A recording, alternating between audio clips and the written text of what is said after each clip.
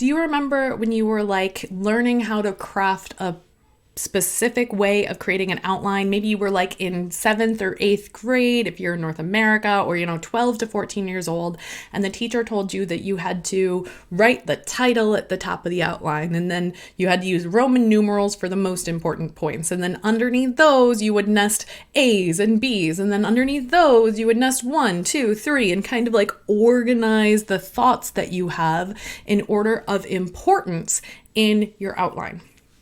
We're going to use a similar concept here for how to organize your thoughts so that people who are reading your content will be able to easily understand how it all fits together. And if they're skimming, they'll be able to see what's happening in each section and zoom in on which part of the information is most important to them. And the way that we are going to dictate kind of the levels of importance is not with Roman numerals and A's and 1s, but instead we're going to use subheadings. So when you are inputting this information into your website, whether you're on WordPress or Squarespace or Wix or Shopify, wherever you are inputting that information, there's almost always a drop down, usually in the upper left-hand corner of the formatting box, that if you are just typing in default, it will say the word paragraph. But there's a way that you can use that drop down to set specific notes on those pieces of text that label them as headings. And there are 6 different levels of headings: H1, H2, H3, H4, H5, H6. H1 heading is your title. It's the title of your page. It's the title of your post. So if you're on your homepage, probably the title of your homepage is home, right? And then if you have specific product listings, then the H1 is the title of your product. You should only have one H1 on every page. It's basically the most important piece of text that shows up on that page. And it says to your reader and to Google, this is what this page is about. This is what this post is about. Here's what you can expect from this. And then as you're going through the blog post, you can use those next levels of headings to demonstrate the level of importance and to nest ideas underneath each other. So the next most important piece of information after your H1 is your H2s. And you can have as many H2s as you want. And then if you have information that kind of fits into those subheadings, you can make them H3s. And if you have information that nests underneath that, you can have H4. So these are like Russian nesting dolls of text. So let me show you what this would look like. I'm going to do it in a Google Doc, and I'm doing it this way because when you have the outline section of your Google Doc set up, you can actually see the different headings and how they nest underneath each other. And that can be really helpful for thinking about how this is going to look to Google and to people who are using screen readers for accessibility purposes. We're going to organize our thoughts in a really structured way so that way people are able to skim and understand what's coming. So let me show you. All right, so here we are, we're looking at that draft again, and you see I have my outline over here. And I've already sprinkled some of those synonym phrases throughout the body text. So now I'm going to start looking at the actual format of this blog post. So I'm going to take this and I'm going to make this my heading 1. I'm going to make it how long does SEO take? You can see even when I was creating this template, I still think in these terms of kind of like, this is an H2 and this is an H3. Like that's just how I think now. And that's how you'll start to think in a short amount of time.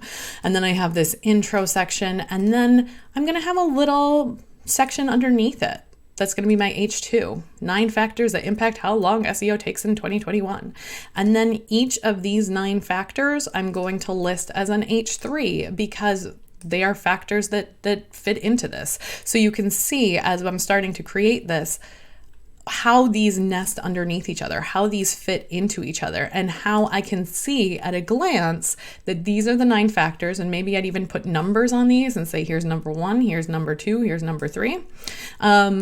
But I'm going to go through and really start to make it clear to the reader that these are all going to be, each of these is going to be one of these 9 factors. And you can tell because they're all using the same type of font, the H3 font selection and typography. And if I number them and I say that there are these 9 factors, then I can easily, make it clear that these are the 9 factors and they know where things are going to end. Hold on a sec, I have to sneeze. All right, crisis averted. And then you see down here, after I've been through these 9 factors, I think I caught them all, but maybe not. I'm doing this in real time here.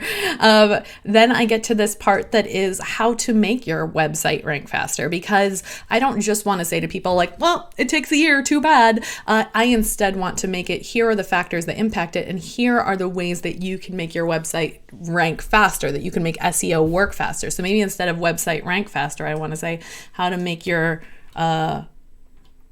website rank faster on Google, right?